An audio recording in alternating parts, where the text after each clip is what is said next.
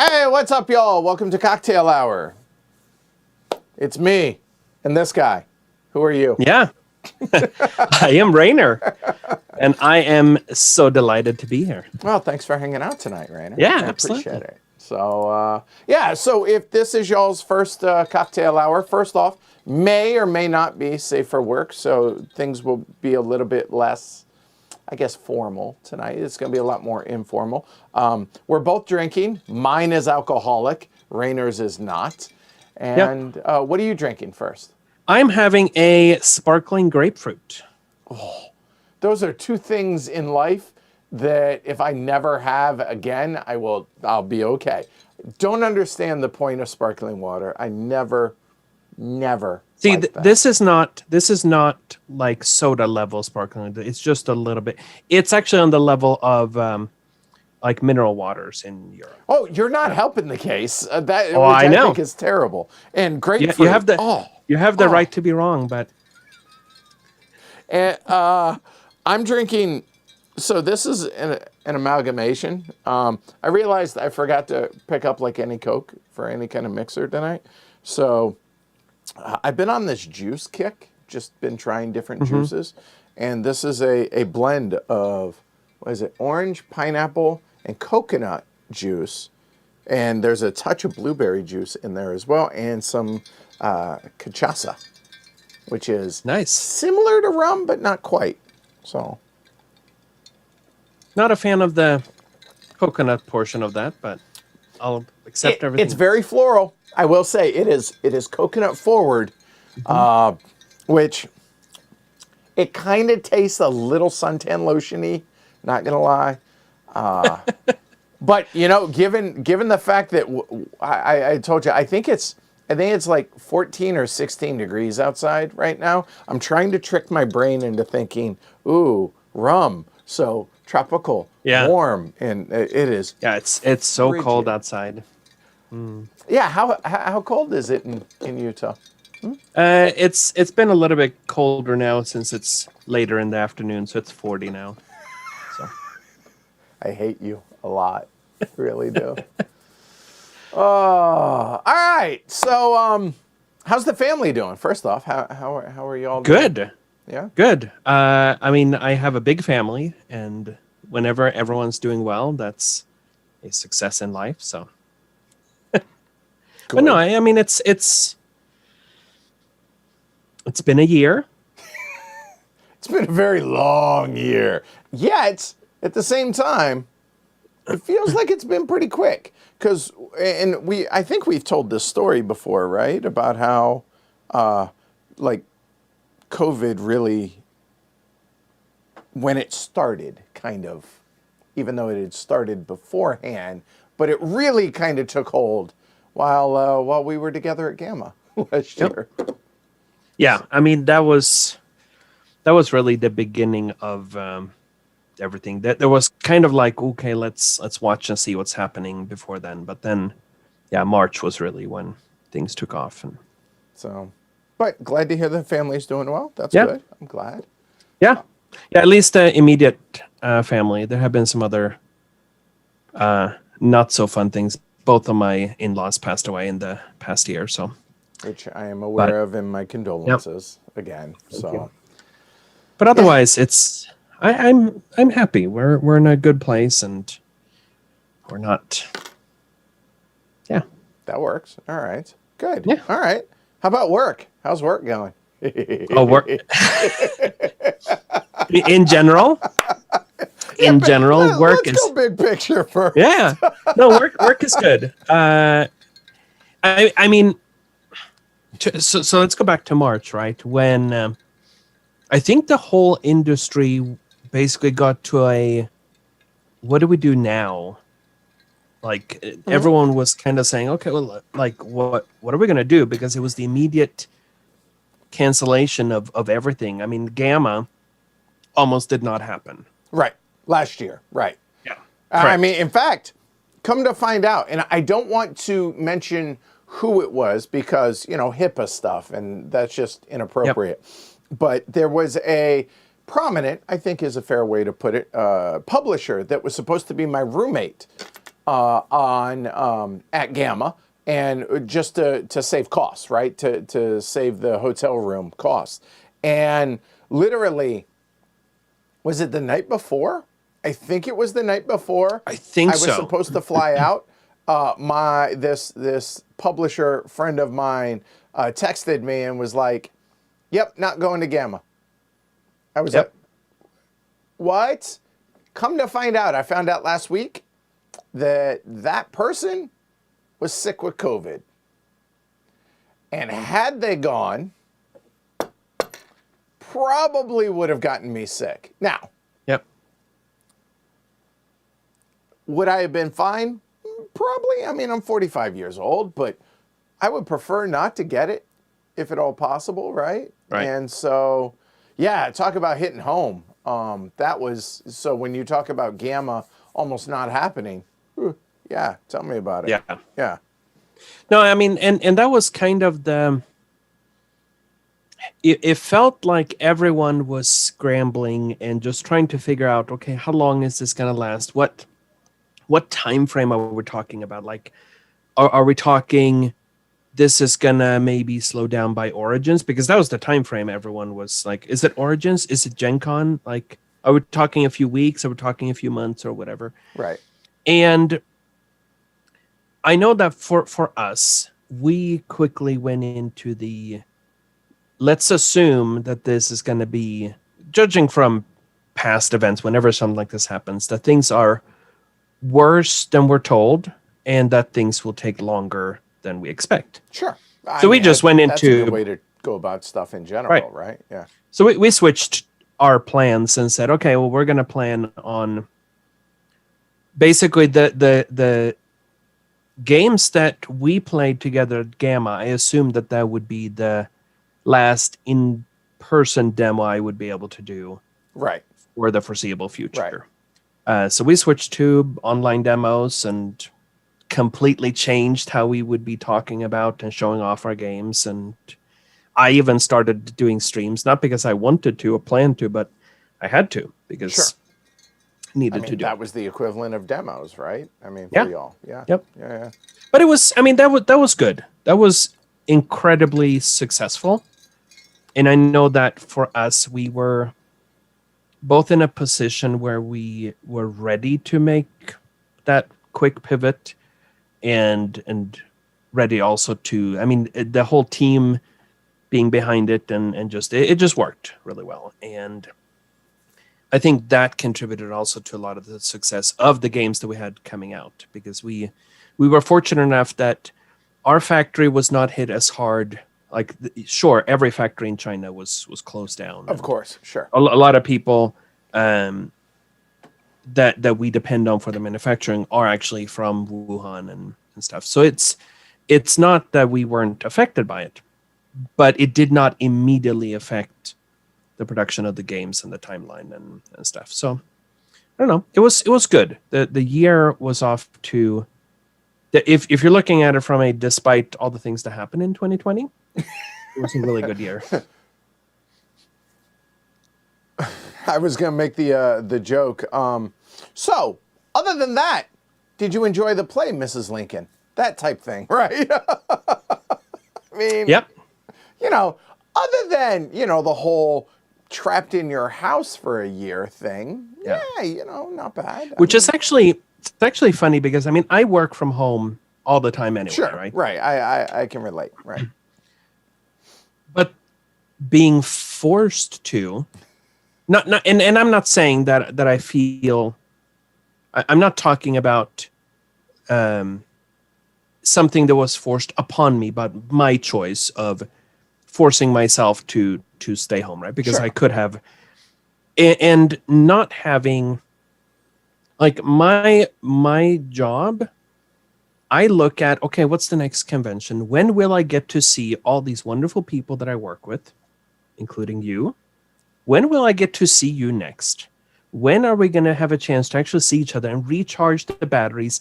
Because that's the only time that I can be around people in the industry, aside from the people that I work with daily, right? Yep. I mean, sit, And- have a and meal, we can break bread, just- hang out. right. Yeah, do all the fun things. And not Yes. be not you being heavy cardboard and me being board and dice, but we can be together at the same table. You're Edward, I'm Rainer. We're just Yep. having a meal as friends. Yep. I And mean, not having that. in all seriousness, I mean that's not a big stretch from the way I am on camera and the way you are on camera. Correct. This is pretty much how we are. However, what you're talking about is we don't have to be cognizant that there are other people around. Just whatever. Not that there's really anything there, but you can just kind of, even so, just relax that one extra step. And yeah. Yeah, just knowing that there's zero expectations in that moment, right? Right. Exactly. Just and that I didn't realize how much I would miss that during the year, right? How much that would just the absence of that, how much that would drain. But it's, I mean, and having been streaming obviously for the last year through all of this, almost entirely alone here. Now, obviously, I have the viewers out there, which is great, and getting that 20-second delayed feedback. That's nice. And so there's sort of a conversation that can happen there. And with the other players, right? Like even like this with you and me. But even so, it's still different. It's still not the same. And yeah, it has its days to where it's harder than other days. But let's take a step back for a second. In the end, your family's healthy, you're healthy, I'm healthy, I have Lincoln. I mean, we're both employed, we both have jobs, and we have a roof over our heads, food on the plates. Things could be a whole lot worse. Absolutely. However, just the proverbial first world problems, I miss being around people. You know, I miss my friends. So I get that. I totally get that. And at conventions, I even though I go to a number of them, I'll be honest, I don't miss most of them. But what I do miss are meeting the viewers out there and the listeners, whatever, and my friends, and that's it. Yeah. Yeah, I don't miss the stress related to conventions. Now, to be honest, the online conventions are not any less stressful. They're just a different stressful. Right. But I don't miss the travel for the conventions. I don't miss the living at a hotel for a week and then have a break and then you're living at a hotel for a week and stuff. I don't miss that at all. But yes, the interactions with the people, and even actually as many people as we see during the year that come to our booth, the number of people that I recognize, I may not know their names, but I recognize them, and the few that I have learned their names, seeing them, and that makes a huge difference. Seeing the people that are playing the games, that are enjoying them, and so forth, that makes a big difference. And I mean, for me, obviously HeavyCon, right? Which, absolutely, I'll be honest, I would put it like a 95% chance of ain't happening in 2021. But that and Spiel, those are the two big ones that I really, really miss. Because Spiel's like, I mean, it's the Super Bowl for board games, right? Especially for mostly for what you guys publish as well as for me. Plus, get to go to Germany, and then usually the week before we go to Germany, we'll go. Don't mind that, just dropping things, and then go somewhere else to acclimate and deal with For me, jet lag only happens on the way back here. I am wrecked for days afterwards. When I get there, because I usually take a red-eye flight, I'm perfectly fine. But just in case, because it's now turned into what is essentially a 6-day evolution, that it's exhausting. So like being able to go, whether it's to, somewhere in Holland or somewhere in Italy or whatever for a few days before Spiel, like I miss traveling. I want to go have tacos in Mexico City. Mm-hmm. I had plans for doing that right before COVID hit, and then I still want to go, but I can't, and it would Yep. be irresponsible to go. And I don't know. What do you think? What do you think happens in 2021 convention-wise? Well, Because I think the realistically speaking, earliest is September, October. I think is the earliest realistic. right. So I know that Gen Con have said that, oh, well, we're definitely doing something online. Now, to be fair, they have to. And to be fair, they said that last year up until a month before it was canceled, right? Because they have to. If we're going to talk realistically, there will be, first of all, it would be irresponsible to hold conventions in person before the majority of the people that are attending have had a chance to be vaccinated. Agreed. Regardless of the other precautions. And as a side note, conventions are going to be changing forever. For example, just from our perspective, I don't care if we are just on the tail end of COVID, or we're always going to have from now on hand sanitizers at our booth, and we're going to have ways for people to just stay safe, not because we think that people are, but just because it's good measures, right? So, hey, I haven't been sick this year. Why do you think that might be? A, not around people as much, and B, masks. So yeah, yep. I get that totally. But otherwise, I don't. If we're looking at it from the U.S. perspective, assuming that the plans that are currently in motion, assuming that that all actually happens and works, that means that we're looking at end of June, beginning of July, when everyone in the United States who wants to be vaccinated will have had a chance to get vaccinated. So that's midsummer. That also depends on people actually getting vaccinated. Because if people don't get vaccinated, well, then the next thing that I'm going to talk about, which is how long does it take until we have an effective herd immunity, aside from what we don't know about the new variants and everything. That will still be at the end of the year. And that's assuming that everything is on time and everything.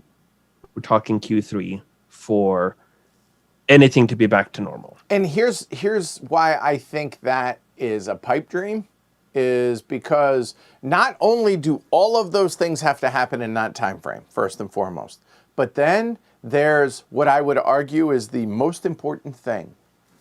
Are people going to feel safe traveling to go be around a whole bunch of people after everything we've just gone through? And to me, the answer to that is going to be an overwhelming absolutely not. Yep. So I think, and if we're looking at 2022, and I'm not even sure about 22, and the reason why is because all of this stuff that we're talking about in Europe, this is not going to happen this is not going to even start until the end of the year. So people will, in some of the countries, will be able to be vaccinated by the end of the year. In Eastern Europe, there's no chance of that even happening before the end of the year. Oh, right. Like Poland, which is where a lot of the board and dice folk are. That makes sense. Yeah. And if we're looking at a global scale, that means that we are talking mid 22 before we're not talking about the global population. We're talking about people who are likely to attend conventions. Sure. Yeah. That would have had access to vaccines. Probably, arguably, first world folks. Not making judgments, just being realistic. Right. And that's, so I would say Spiel 22. Maybe Gen Con. Gen Con is a predominantly North American. Based. Yeah. Right. So that has a chance of happening. That's bleak, and in fact, isn't it? Man. Yeah. Here's a chipper question though. If everything goes well, knock on wood, if everything does. We were talking about this after the stream the other night, after Power Grid, that maybe by the summer we'll be able to get together in person again, like in small groups, like with local game group, and be able to have particularly over to particularly if you have people that have already been vaccinated and have And the thing is, just because there's a vaccine, that does not mean that we can go back to normal.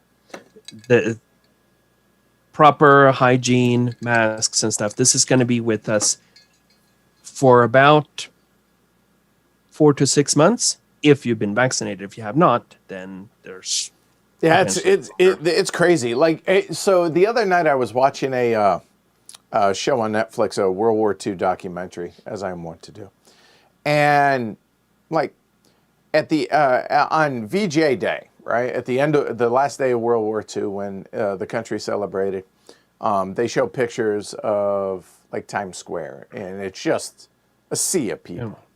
And I was thinking about this, and I was like, okay, that's 1945. Okay. So the pandemic was 1919. So within 26 years, people got back to normal. So sometime before then, right? But my point in thinking, and that was kind of said tongue in cheek, but my thought process was, well, at least theoretically, we're going to at some point be able to get back to normal, right?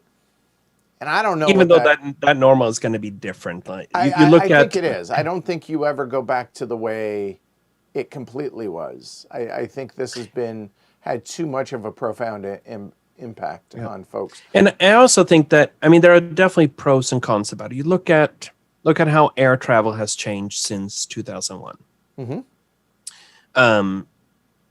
You look at where we are today, where actually, if you are a frequent traveler, it's actually a smooth process. Like I don't think that it's, if you're the occasional traveler, or depending on which airport you travel through, yes, it can be a process. But otherwise, I don't mind it. It's a process, but you know what to expect. You know exactly how long it's going to take to go through security. If you have the TSA pre-check or global entry, which let me interrupt. If you travel more than once a year, it's worth it. Let me just say that. Spend the money. It's worth it. Trust me. Absolutely. It is And especially absolutely worth it.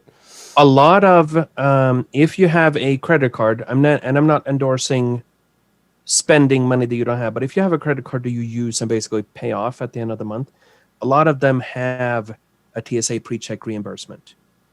Well, that's good. So there you go. So I mean, look into that. If you're traveling, like you said, more than once a year, it's worth it, because that means that, as an example, where was I going? I think it was one of the times last year when I was flying to Poland. So basically, I was preparing for an international flight because the flight out of Salt Lake City was going straight to Paris. So international flight. It was a popular flight. Like is it really is that apparently there's demand for that.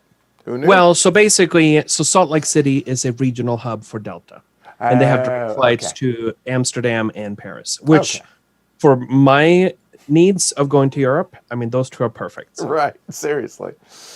But yeah, so it was a busy day at the airport, and there were hundreds of people in line for all sorts of things. Now, two things. One, I have global entry. Two, I have enough miles and status with the airline. From the moment that the Uber driver dropped me off at the curb until I had gone through security, so I had dropped off my checked bags, I had gone up and gone through security, it was 15 minutes. I'm happy. Yeah. And I don't miss long flights. Being 6'2", those seats are they don't recline far enough. Let's put it that way. And so I don't miss the long flights, but being able to travel, I enjoy seeing what's around the next corner. Now I say that, but really the only convention that we ever get to explore stuff with is Spiel, because we'll go somewhere beforehand. So like not last year, but the last time we went to Paris for a few days beforehand, and then took the train up to Germany, which that was an awesome experience. And the year before that, went to Amsterdam. So that was awesome. So that. I enjoy seeing what's around the next corner. Yep. I I love think being able to do that. when you but- yeah, absolutely. When you say travel, I think it's important to make that distinction that just because we travel a lot for our jobs does not mean that we get to see places, right? Because the convention could be in Indianapolis, or it could be in Columbus, or it could be in Essen. What do I see? I see the airport. I see the hotel. I go somewhere close. I don't have the luxury of picking necessarily what food, but what's nearby, and I'm going there for food. At least in Columbus, they have what's the place across the street with all the different food Right. options? Oh, that's awesome. That market, North Market. North End, North Market, yeah, something it's like North that. Market, Oh, it's yep. awesome. Same with at PAX Unplugged. Philadelphia. Yep. But otherwise, I mean, it's not like unless you said, like you said, you take a few days before or after, Yeah. and you get and that was the thing this year with Spiel. So I go to Poland, not frequently, but from time to time because it's there. Especially we have our dev crunches, and it's just more efficient to do it that way. The plan was to do one just before Spiel, so I was gonna fly into Warsaw, be there for a bit. We were all gonna drive together to Germany, and then be there for Spiel, and then flying out of Düsseldorf. But of course, that didn't happen. But, oh well.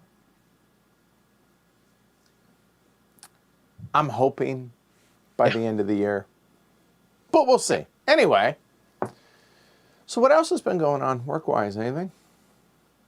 No, otherwise everything is quiet and It's been an eventful month for you and I, hasn't it? it has. I mean, to be honest though, I feel like, and I don't mean to. I neither mean to complain, nor do I mean to dismiss the importance of anything that is going on at any particular moment. But I have to say that I think that's how it is all the time, right? There's always something that is going on. There's always something, whether that be like right now, we're dealing with the fact that there are no containers in China. So shipping stuff from there is almost impossible. Oh, I guess because containers got to come here, and then in theory, they got to go back. Yep.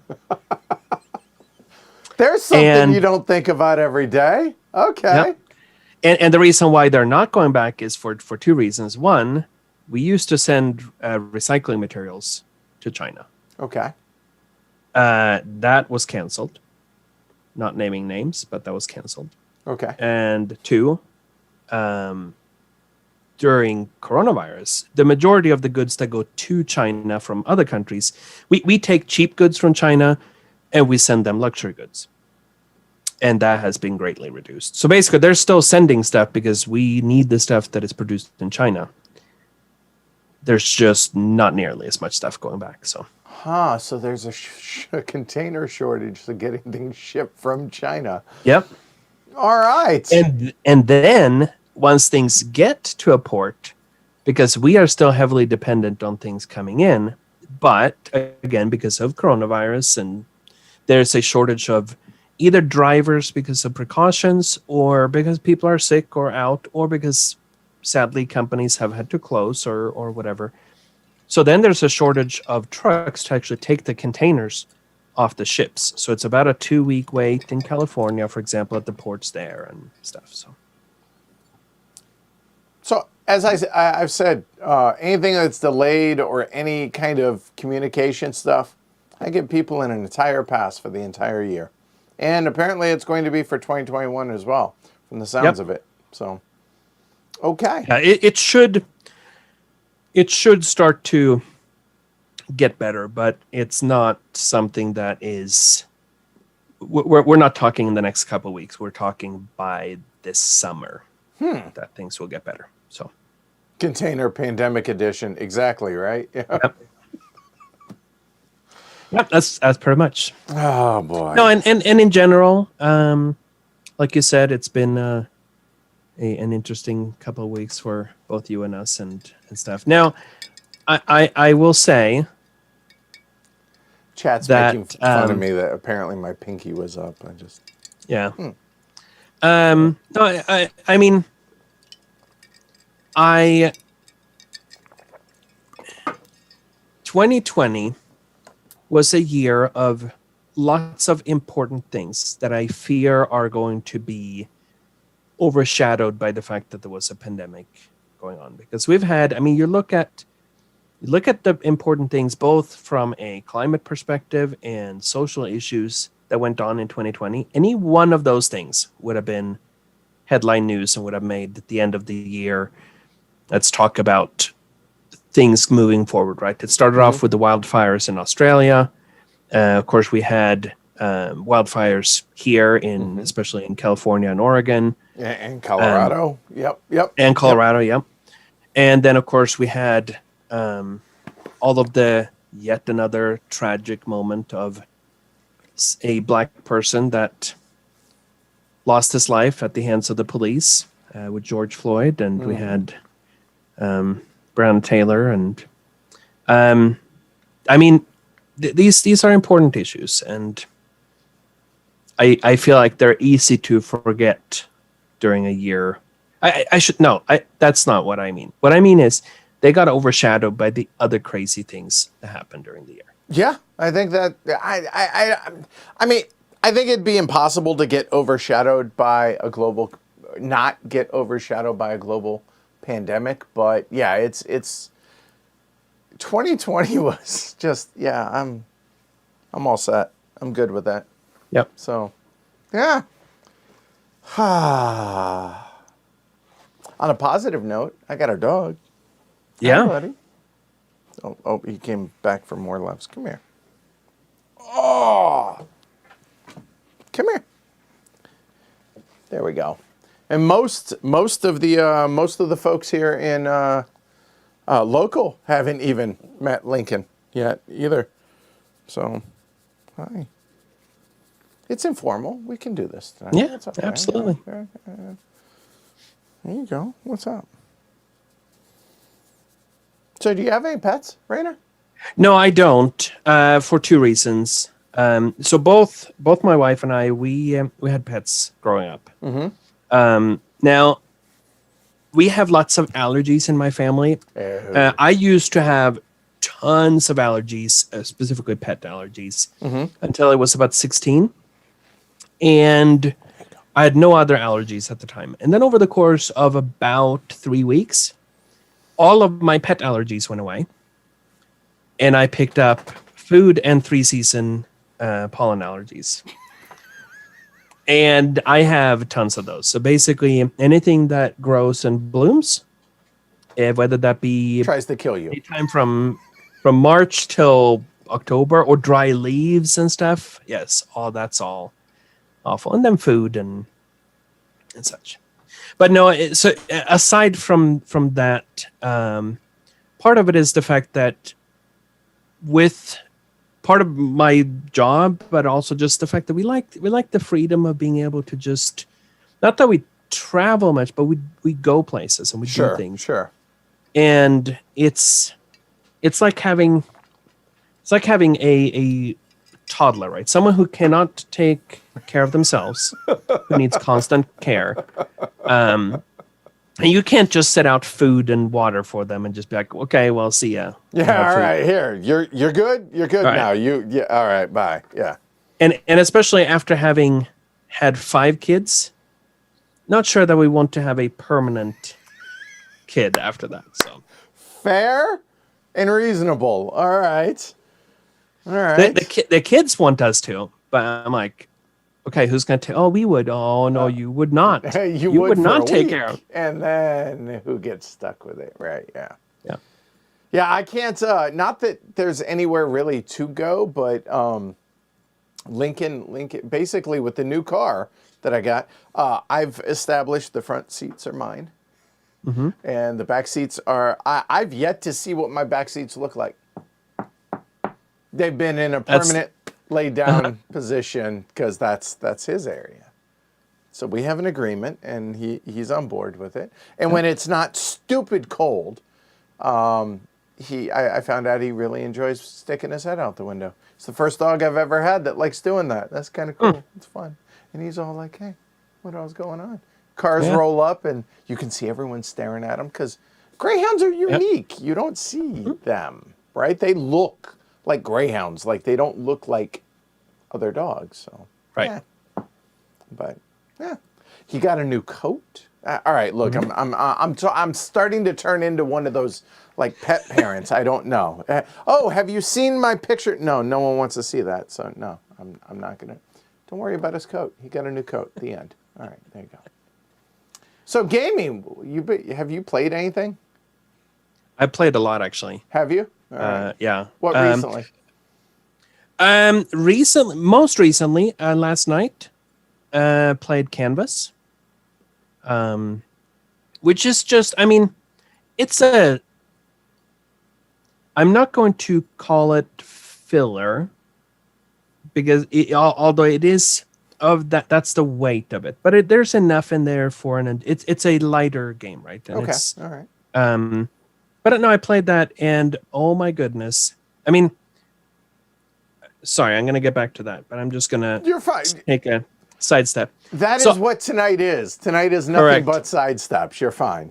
I mean, I've been fortunate enough this year that despite all the things that I have not been able to do, I've had a game group at my house because 5 kids, right? So we've basketball team. Yeah. So we've been able to play a lot of games. Now there are certain games that we haven't played either because they require a specific player count, and not everyone is in the mood for those kinds of games. Although we did get in games of Kanban, and we've played Twilight Imperium and stuff. So I mean, you have no idea how jealous people are around the world. Be like, oh, you have a built-in game group like that? Must be nice. Yeah, right.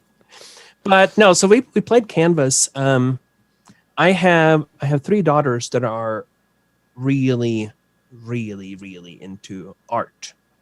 And this was the perfect game for them. They were just like, oh, this is so amazing. And you have these clear cards that you're combining 3 of them, stick them in a sleeve with a card that has a background. And then of course you score points, which they don't care about the points. They're like, oh, look, I'm going to put these in and look what I created. Right. So, but no, otherwise, it's been a convince someone to have 5 kids. I don't know. Rainer can be. Yeah. I don't know that I want to be responsible for.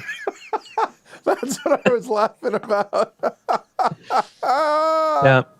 I mean, and sometimes people ask, they're like, well, what is it like to have 5 kids? And the only thing is that there's no day that is normal. Like that day when you can just be like, today I'm planning on doing this, and guess what? I'm going to do exactly what I planned. Those days, they never happen. It's just that all the extremes, like when you have a good day, you have an extremely good day. It's just so much fun. Like, you know how sometimes you will sit and think about a great time you had with a group of friends or a party or something. Sometimes you have those moments at home, and that's wonderful because they happen just naturally, and you happen to have just a wonderful day. Then you have the other extreme of sometimes you just have a really crappy day, and it's like, that's it. I'm done. Yep.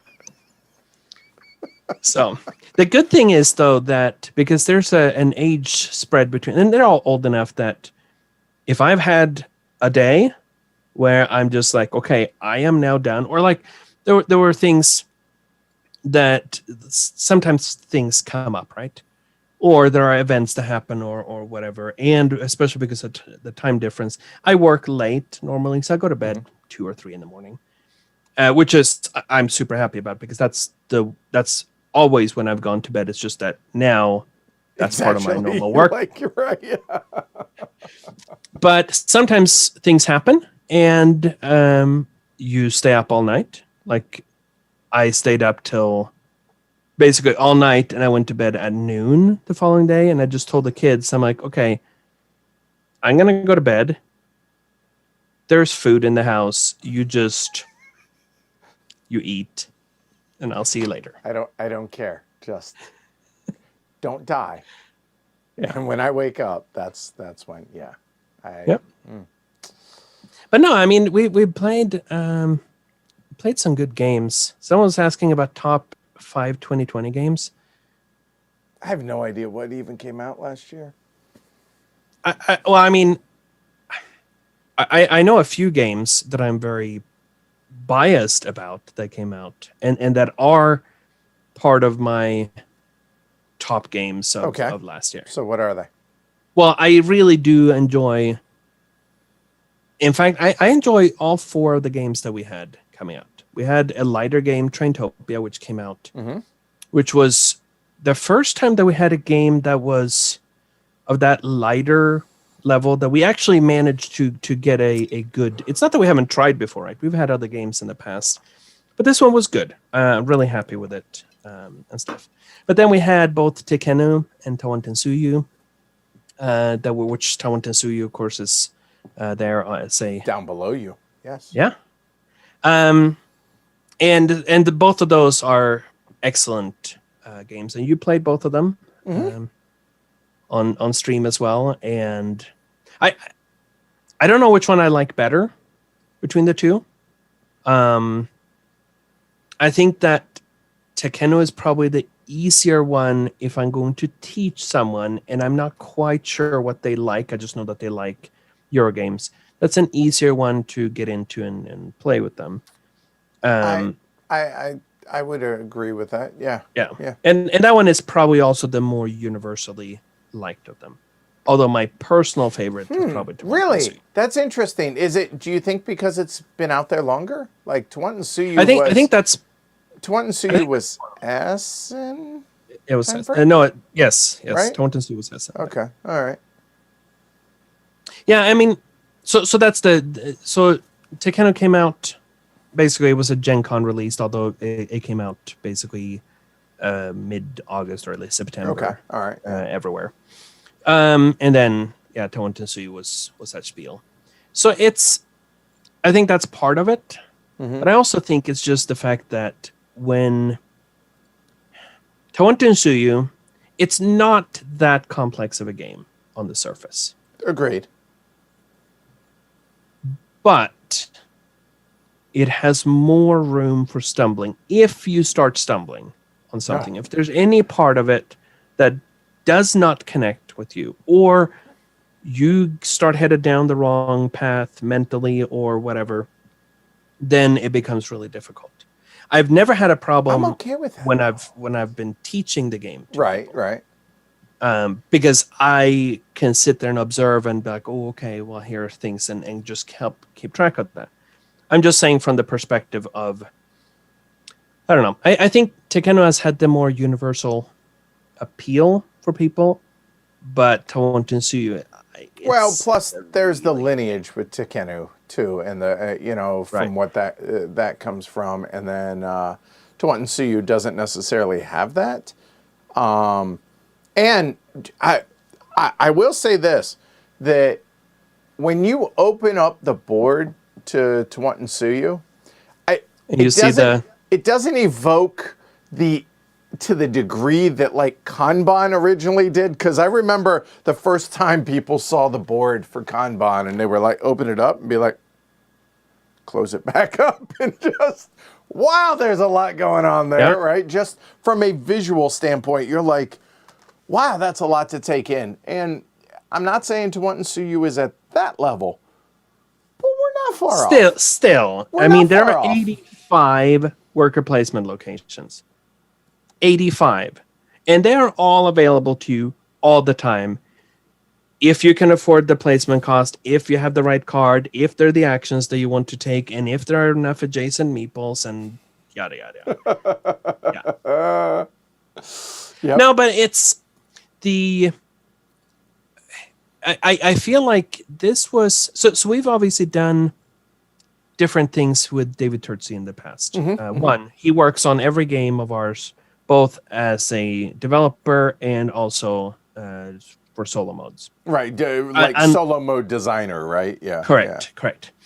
And even on games that like when we did the reprint of Yedo, for example, he did a solo mode for that and so forth. So he's done that. And I saw, by the way, Tony Boydell was in the chat. I don't know if he's still here, but like when we did Snowdonia, for example, even though Snowdonia had a solo mode, David did a second solo mode that you could play against, particularly so that you could play more of the modules.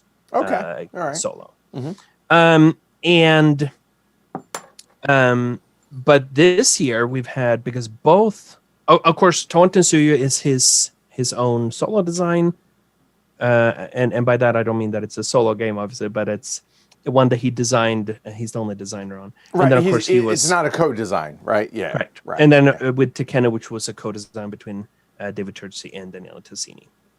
So it's, I mean, I would have been happy to have either of those games in a year, and we had both. Nice. So you said that there were a number of games, but what else? What else? Because there were people in chat that had mentioned. So here's how messed up my time frame is. And I was like, on Mars? How the hell was on Mars? Huh. Yeah, because I was playing on Mars, the prototype, back in like mid-2019. And so it just feels like it's been forever for that game to have been out. Nope, that was last year. There's a lot that I haven't gotten to yet, though, from 2020. Now, there are some of them, and one of them I have here behind me somewhere. There are some of them. So I have Isle of Cats, which you could argue that it's a 2019 because it came out late, but it wasn't widely available. It's 2019 then. Anno 1800, haven't played it. Praga, have you played Praga yet? Praga I have Kaput Regni? I have sort of. I have not played the final. Play it. Just like you said, if it's something that you may have played an early version of, okay, fair enough. Or whatever. All right. I have not played the final version of it. Nor have I. I haven't.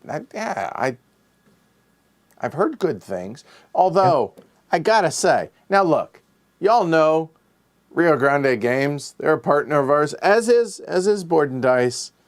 But holy cow, that 3D thing for Praga. Talk about extraneous, unnecessary. No. Do you know what I'm talking about? The little 3D. The trace. Stuff? Yeah. Yep. Mm-hmm. No. Don't. We don't need that. No. Just no. Don't need that. It was. I spent way too much time building that for something I can't even use when I stream. Yep. Yeah, I mean, first on stream, it makes no difference because you have a top-down view, and it's like, oh, and wait, here it is, top-down view, and I'm like, why did I bother wasting the time building this? Yep. To be fair, though, we have games that are kind of in the pipeline, various stages of development, and there are times when we're like, ooh, here is empty space on the punch board. Are we going to leave it blank, or are we going to put something there? And if you have nothing else, is there something that we can make a tray or an organizer for? Because, to be fair, people like it. It looks good. Doesn't help you when you're streaming, but we'll put a note next to it and be like, does not help necessary for streaming.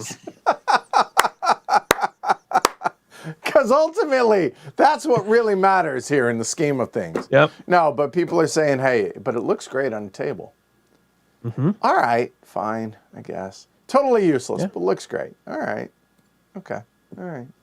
Fine. People are saying the same with the Everdell tree. All right.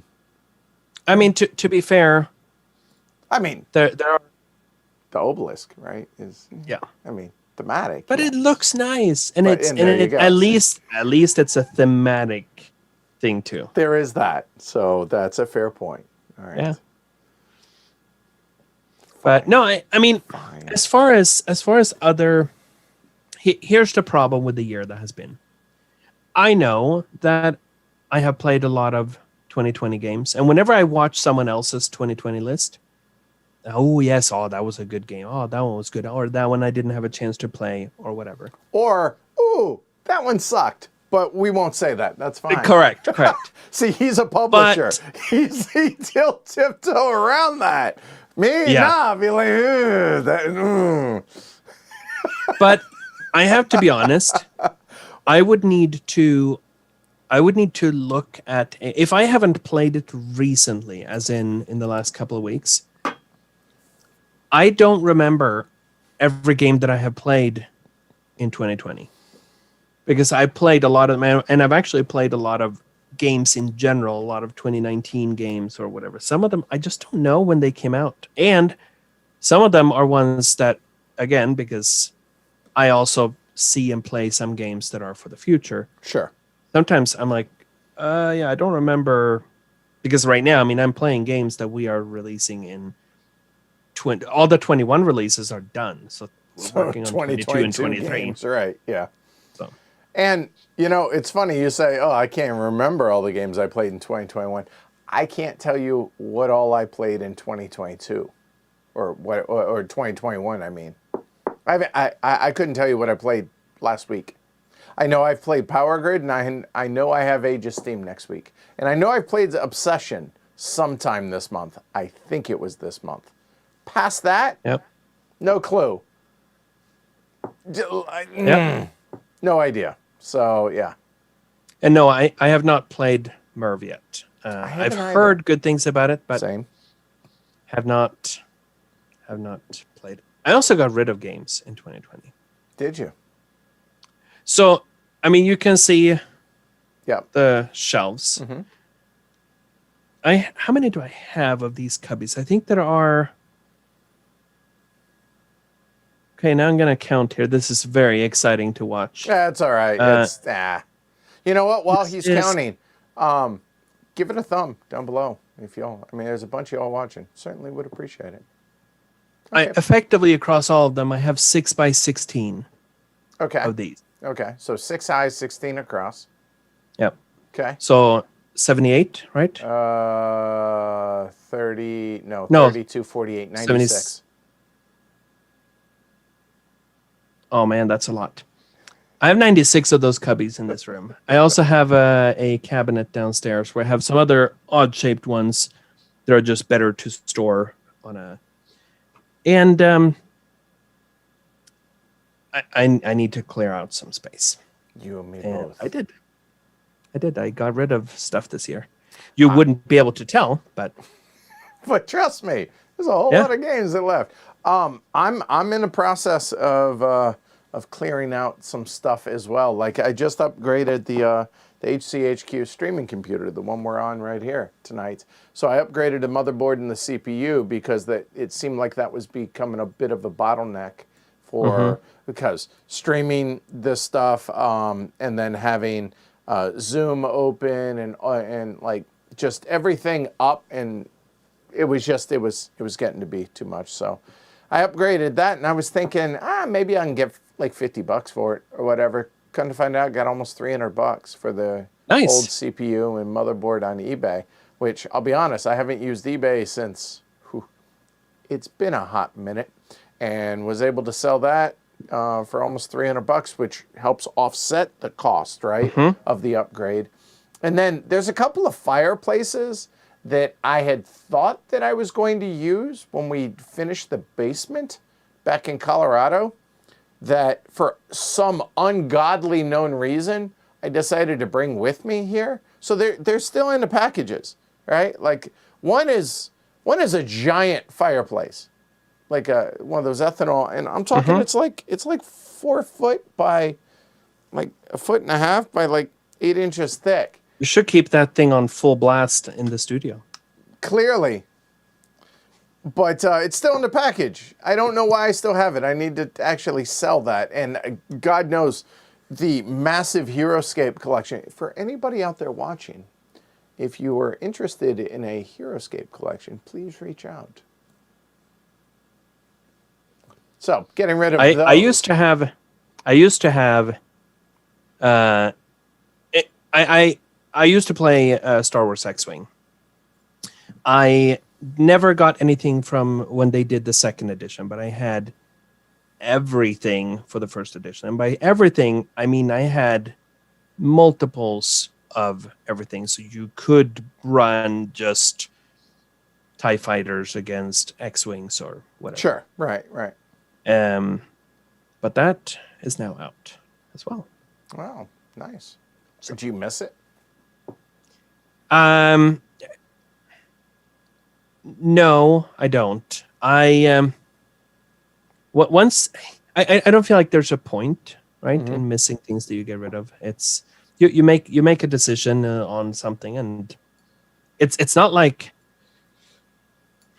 I don't understand, and I don't mean offense to anyone, but I don't understand getting to a point. If it's something that I'm not sure if I should get rid of or not, either I will just get rid of it and be happy with that and move on from it. Or I will keep it and say, look, it means something to me, and as long as it has value because I'm planning on playing it. Or, for example, I have some games that are objectively bad games that I'm keeping because they have a value. There's a Swedish. I have a single Swedish board game in my collection, and this one it's actually based on an old. Rainer is Swedish.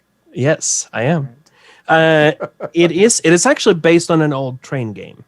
Okay. Now so it is not Swedish Parliament 2014. Got it. Okay. All right. No, it's not. Okay. All right. But it's based on a train game, and it's one of those you deliver, you have your contracts, and you go here, and the farther you went, you get more money, all sorts of things. And the train game itself had issues. This one is a space version of it. Trains in space. And it's basically no different other than the fact that this is one that was available, whereas the train version is long out of print. Okay. This one is out of print as well, but and it's just one of those that it's a long game. Now, actually, you make we that should sound play like this. It's a bad thing. Easy. No. Now. What I was going to say is we should actually play this one sometime because I think you would enjoy it. Oh, it's one of those. Do it. All right. It's one of those that I know that most people around me don't enjoy it, but I like it. I have a copy from 1963 or 1964 of Mousetrap, and the reason there was a in-person game auction, which for somebody A that loves auctions, and B is a bit of a board game collector, physical in-person board game auctions are sign me up, man. I am all in. And when I lived in Denver, there was a convention twice a year that had an in-person auction like that. I'll be honest, this is before I had the show, and I would basically flip games a lot of times, like buy them cheap and then sell them. And not just. Yeah, no, not just. It's Rainer. And so, but there was a copy, like I said, from 63 or 64 of Mousetrap, and I bid on it, and the box is just wrecked. But it's there, and to the best of my knowledge, it has all the pieces. And the reason I got it is because we were too poor growing up for me to ever. I was fascinated by the game Mousetrap. I've never once played it in my entire life, but I was fascinated by it as a kid, and we just never could afford it, and so I never got one. And then when one came up for auction, yes, are they available like at Target or where? Sure, I'm sure they are. But you know what? I saw this one and I was like, that will be mine.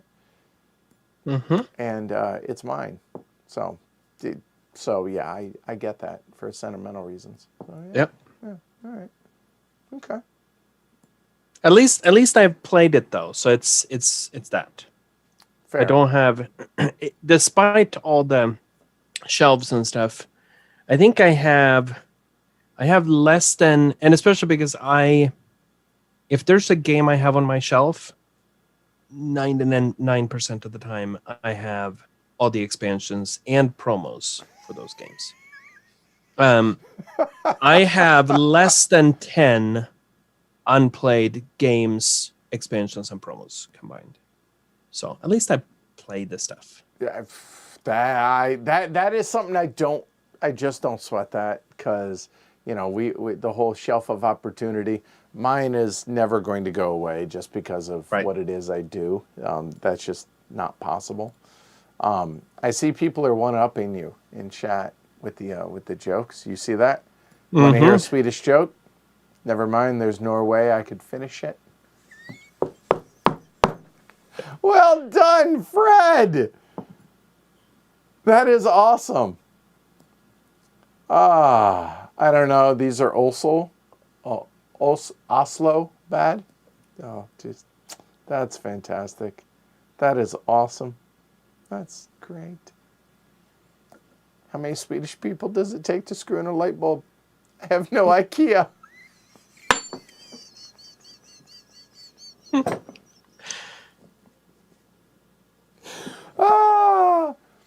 That's funny. We jumped past the very first IKEA in the world when we were coming back from Game Day Around the World. That's another thing that I miss, being able to actually do those.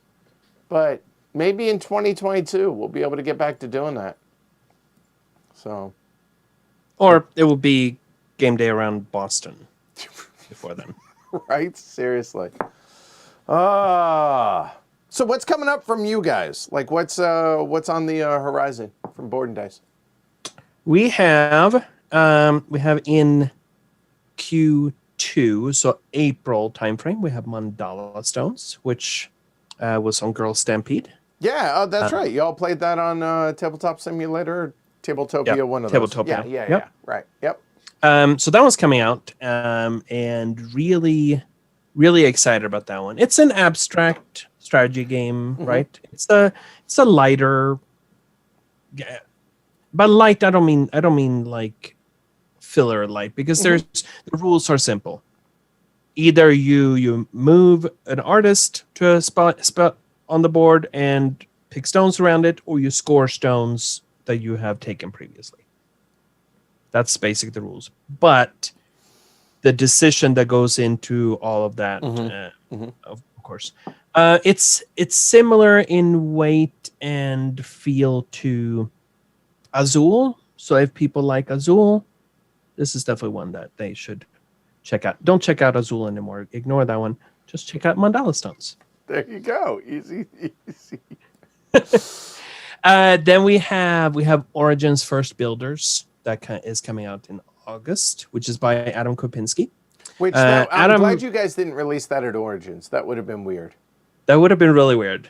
Although it is weird too, especially when I was talking to someone about we work with a lot of people that do either inserts or fancy bits for things or whatever, and I was talking about how just timing wise, and I reminded them that some bits that we needed to talk about bits for Origins. And then there was confusion. Are you talking about the normal June timeframe or September? And I'm like, what are you talking about? No, in August. Oh, yes. The game Origins. Right. Not the, yeah. So, but that one's coming out. And Adam, I mean, he's done a lot of very thematic games. So he did Dark Ages for us. He's done Nemesis and Lords of Hellas.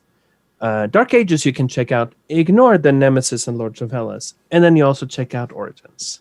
So speaking of which, what's going on with Dark Ages right now? So that one is basic, assuming that there are containers to ship games. Everything else it's produced and stuff. I have old samples of minis and stuff here on the, but no, everything is final and has been printed and stuff, and we're just yep. We are. It's going to be good. Looking forward to having that one. So that's for now Mm-hmm. on track, but we need confirmation that Sure, subject to shipping will actually- change. It's not like people don't have games to play in the meantime. Right. I get it. So, But no, that one I'm excited about because it's a.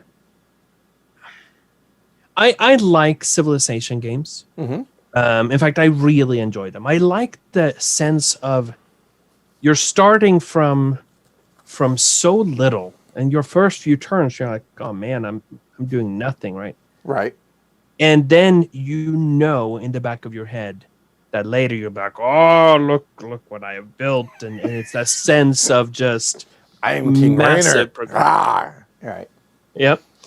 And I like so Dark Ages has that where you're starting slowly, and it's set in a historical. And by historical, I don't mean that this is. You'll have people that did not live in the same decade. That are, A bit anachronistic, yeah. All right. correct, but it's because it's a wider time frame. But you still have the sense of both historical figures and places and everything, and at the same time as civilization. And it's a civilization game that you can play with 2. Plays great with 2. You could also combine both maps and play with 8. And it's not going to be a 6-hour game with 8. It's going to be maybe 3 hours with 8. Nice.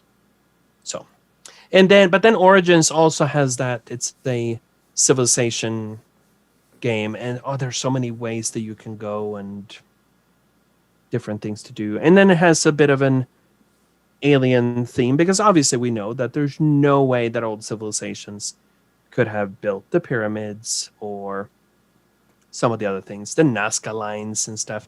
It's all aliens, and Origins is proof of that. So, Heard it here first. and then all of a sudden, Rainer's hair just got huge and poofy, and he's like, aliens. Yep. Anyway. And then we have in later in the year we have a couple of titles as well. So we have in November. I'm going to come back to October. In November, we have Zapotec, which again it's a short, clever card play thing where you have 3 cards, or each card has 3 elements on it: a resource that it produces, something that you can build, and an initiative value. Whoever has the lowest initiative value goes first. Okay. But then the part where you're building, so you can there are 3 types of buildings that can be built in 3 types of terrain in 3 different areas. The symbol on your card restricts one of those things. So it might say, okay, you can only build this type of building. Okay, but you can build it in any terrain and in a region. Okay. Or it might tell you that, okay, you can only build it in the forest, but it can be any type of building. Sure. Gotcha. Yeah. So Okay. Yep. And then after you've done your turn, now there is you will draft a new card for next turn. The card that is not drafted, that's the one that you're using for scoring next round. Oh, interesting. So. All right. That sounds clever. All right. Yep. And then in October, we have so far, and I know people will have questions about this, we have Tabanusi is on the schedule, which is a co-design by so David Spada is the one that did basically that is the originator of the idea, but then the game itself was a co-design between David Spada and Daniela Tassini. That one is currently up in the air, as is a lot of other things. And yeah. All right. By the way, and we haven't really mentioned this, but I will say that you guys, and by you guys, I mean mostly Philip, at Board and Dice comes up with some off-the-wall ways to market your stuff. Mm-hmm. And most recently, for it's Children of the Wormwoods, I think, right? So the latest in the series of the Escape Tales, the Escape Tale like puzzle room, essentially, right? And so I got it in the mail, and it's the only game that has forced me to get into gardening. I actually went and bought grow lights off of Amazon. And I'm happy to say one of the 3 so far has sprouted. I am excited. The other 2 are lagging behind. I don't know if that's a me issue. Probably a me issue, more so than, but yeah, so one has sprouted.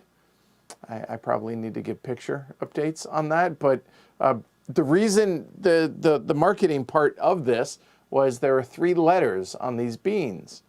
And correct me if I'm wrong, but it's the whichever one's the tallest between them or something like that. There's a certain way that the game will start. Like I haven't even opened up the box yet because there's no reason. Not until I know what plant. You can still we've done this with low memory as well. And sometimes people that after they played through it, then they will be like, oh, okay, well, I'm just going to go through everything, which is fine if you want to go through the cards and stuff, because if you've already played through the story, whatever. I mean, it's your game, so you can do whatever you want with it. Sure. But then sometimes people be like, hey, there's this card, and I checked the entire book. I can't find a reference to it. I played through certain things, can't find a reference to it. What's going on with this card? And it's like, well, that one's not actually used in the game, but it's one of these things. That it's an Easter egg that is just based on these mystery boxes that we are selling. And I appreciate it. I thought it was really fun. I thought it was a clever way to do it. Plus, I've wanted to start growing herbs, not herbs like basil, cilantro, stuff like that. And yeah, Rocky says Edward bought grow lights, and now for some reason he's flooded with CBD ads online and snack delivery companies. I will say this: I have it in my bathroom downstairs, and there is a light, or there's a window that 12 hours a day I have grow lights on, and I'm just waiting for that whole. But no, not yet, thankfully. So no, but and there will be something coming. We are currently working on the next one, which will be for Origins. So all right. So there will be some other thing coming in the mail for you, and you'll be like, now what's this? By the way, someone was asking about Teotihuacan expansion period. That one, so anything that, and I'm not going to go into the reasons why or whatever. It's complicated. Anything that we already had that is already in the pipeline, that is basically already produced, already agreements have been made and everything. Those are good. So expansion period is coming out in March. Okay. That's already. And in general, I know that people have asked on, and I'm glad that we're not focusing on that in this stream, because we have more fun things to talk about. But I'm just gonna mention it just so that there are lots of questions that people have about recent events on Facebook and stuff, and we'll answer everything in time. We're also not going to share certain things because everything that should be public knowledge has been shared publicly. Anything that has not been shared publicly is not public knowledge. And some things, sometimes you have to read between the lines, but don't read into things just because we haven't said anything about it. So just stay tuned. I can kind of relate to that, given, it's been a rough start to the year for you and I both. And glad things are smoothed out a little bit. Yep. And we have persevered and made it through, and here we are.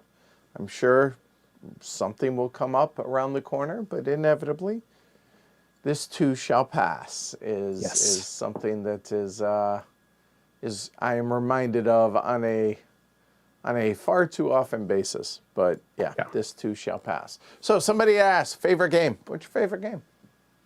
My favorite game of all time is Exodus Proxima Centauri, which is actually one of the reasons why I have the job that I have today. Exodus is a 4X game. It's like Twilight Imperium, but lighter, plays a little bit quicker. And that's and from the from NSCAN. um, Terraforming Mars designers, isn't it? No, No, I'm making that up. Never mind. Wrong you're game. making it up. Never mind. No, it's actually by Andre and Agnieszka. Oh, okay. There you go. So, Formerly of the company, NSCAN. right? NSCAN that merged with. Right. There you go. All right. So that was a game that it quickly went to be my favorite game of all time. And then in so that one came out in 2012. In 2015, there was an expansion for it. It was on Kickstarter and everything. And they had, I backed that Kickstarter and was really involved in it because my favorite game was getting an expansion, right? So you were excited. And of course. And then when I got it, so I was active during the campaign and everything, and I also offered because I had done that in the past. I offered to do proofreading and editing on the rule book for it as well. And then when I got the copy of the expansion, I played it. Oh my goodness, it just made the game so much better. And then I sent an email to them. And up until this point, I had only had casual conversations with them because of the Kickstarter and stuff. We didn't really know each other, aside from the fact that I had done editing on the rulebook. We had not really worked together, right? We were still effectively strangers. But I sent an email. In the board game hobby at this point, you were, right? No, I was on the sidelines. I'd done a few things with Gameling Games, volunteered at local conventions here, also done some stuff on the rule books there and so forth. All right. But nothing really official or in the industry. Yeah, I got you. Right. But I sent an email to NSCAN and I said, okay, I know that the expansion just came out. And by that time, I knew enough that I know that things are in the works for roughly 2 years before they're actually released. For sure, about a year before you're actually planning on publishing anything and stuff. And I said, okay, I know that an expansion just came out and you probably have other plans for the future. But here are some things that I would really, really, really like to see in it in the future. And do with this as you wish. And just here's some ideas. Yep. Big fan of the game. Okay. Yep. All right. And Andre emailed me back and he said, you know what? We actually didn't have any plans, but we really like your ideas. So why don't we talk about it? And after we talked about it, it was like, well, why don't you design the expansion for it? And during this time, so then I started working on an expansion, which was also awesome because, again, expansion for my favorite game that I get to work on. Yeah. But then during this time, we had still not ever met in person, but we got along really well. And U.S., right. Yeah. Correct. Yeah. But we got along really well, and we decided to work together. So a few months later, basically in March, is when, for practical reasons, I became the U.S. contact, which simplifies things so much when you can register an entity in the United States because you have to have a U.S. person here and whatever. And it was really helpful for us. We actually started working together, and even though that started in March, we did not actually meet in person until Spiel that year when I went to Germany. Was the first time we met in person, and it was like we'd known each other forever, and rest is history, as they say. That's cool. And Andre and Agnieszka, very nice people. So yes, they are. Well, cool. Very good stuff. What's your most played game? It's got to be a board and dice game. It's got to be, right? Oh, this is a good question. Okay. Let's make a few caveats first. Okay, sure. Always caveats. I love my caveats. Teotihuacan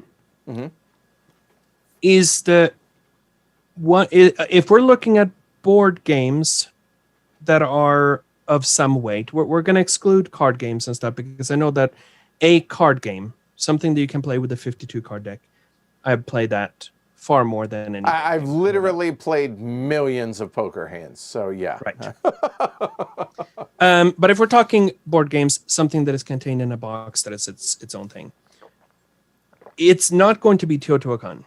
Although, if we put it in a different perspective, which game have I explained the most times? That is Teotihuacan. I stopped counting after I got to 350. So, I don't know how you do that. Legitimately, there is no game I like that much. Nope. I mean, I can explain it in 15 minutes. Doesn't mean you want to. But I don't have to think anymore. Yeah, I guess. Kind of be like, yeah. Here's how you play the game. Right. And in fact, so when we played it the first time, so Jess had already played it, but we played it at Dice Tower Con. Oh yes, yes we did. Yep. During Dice Tower Con, I explained that game and sat in 49 demos of that game. I don't know. Oh, God bless you. Yep. Whew. All right. So most played game then. Most played game. I know some of the games that I have played a lot is Time's Up. Okay. Played through that set of stuff several times because we like playing it as a family, and it's a great. It's one of those games that we enjoy playing, and it's the challenge of the difference. Oh, hey, here's a movie or a person that if I'm playing this with you, I can Marlon Brando is there. I can tell you a movie that he's been in or some other reference, right? Mm-hmm. And now I'm trying to get my kids to guess Marlon Brando. They don't know anything. I'm trying to get them to guess the name based on, right? So a lot of fun that way. That's fun. Time's Up is still one of my all-time favorite games. So I feel it's fantastic. Otherwise, I mean, there are a lot of games that I became friends, actually. Oh, really? The Stance. Yes. Man. This is a really good question. I have also some of the games that I started playing when I got into gaming. Catan, Carcassonne, I played those a ton as well. Dominion, I've played a lot. If I were to guess... Still have never played Catan. It's actually probably going to be either Dominion or the legendary deck building game. Oh, all right. And it's probably, I know that I played Dominion a ton in the past, but I wonder if I haven't played the deck building, the Marvel Legendary. Yeah. I think that's probably the one that I played the most. Mostly because when you sit down with that, it's so easy to say. It's also my son's favorite game of all time. And it's one that we can play. It's easy. My wife likes that game. We frequently can have multiple people that want to join in and play. So that's same thing with Time's Up. My wife really likes that one. But usually also with Legendary, we sit down and we play a couple of games back to back. Sometimes because we lose the one in 5 minutes and then we just play it again. Yeah, run it back, right. All right, last question here. Any more mini RPGs? Yes, there will be. There will be some. I don't know the time frame for them, but I know that there will be some of those. All right. And for those that don't know, those are basically little one-off scenarios, not for any specific RPG, but just a general, here is a scenario, apply this with your whatever game you're doing. Whether it's RPG. Like D&D or Correct. Anything like that. Right. Yeah. That's cool. Pathfinder or whatever. So, all right. Well, that was fun. Thanks for doing this. It was tonight, fun. Ron. Yeah, it was absolutely. Nice to catch up. I actually heard some new stories that I haven't heard before. So that's cool. I appreciate that. Yeah. And thanks everybody out there that hung out with us on, what is today? Saturday, right? Saturday night? Saturday today. All right. Yep. So thanks for... I looked at the calendar earlier, so I know it's Saturday. because every day's Monday. It just is. Yep. So, all right. Yes. Well, there you go. Hopefully you and I can share a meal in person this calendar year. I would like that very much. We'll make it happen. Well, I hope so. I mean, I certainly hope so. And you know, getting back, people were talking about, you know, do conventions require proof of vaccination? Like, is that something I need Or to flying. do for HeavyCon? And Yep. welcome to the new reality. But you know what? In the end, we're healthy. We have roofs over our heads. We have income. Could always be worse. Could always be worse. Yep. So, thanks a lot. It's good seeing you, my friend. Likewise. All right. Everybody at home, have a great night. Take care of Take care of you and yours. Social distance. Wear your masks. Be kind to one another. And tomorrow night, we're going to do something special for Age of Steam. It's a send-off to James Matthias, who has been a graphic design volunteer for a very long time here at Heavy Cardboard. And tomorrow's his last one. So should be a good time. So join us for that, 1900 tomorrow. I'll tweet the link out and everything in the morning. Otherwise, I'm Edward. I'm Rainer.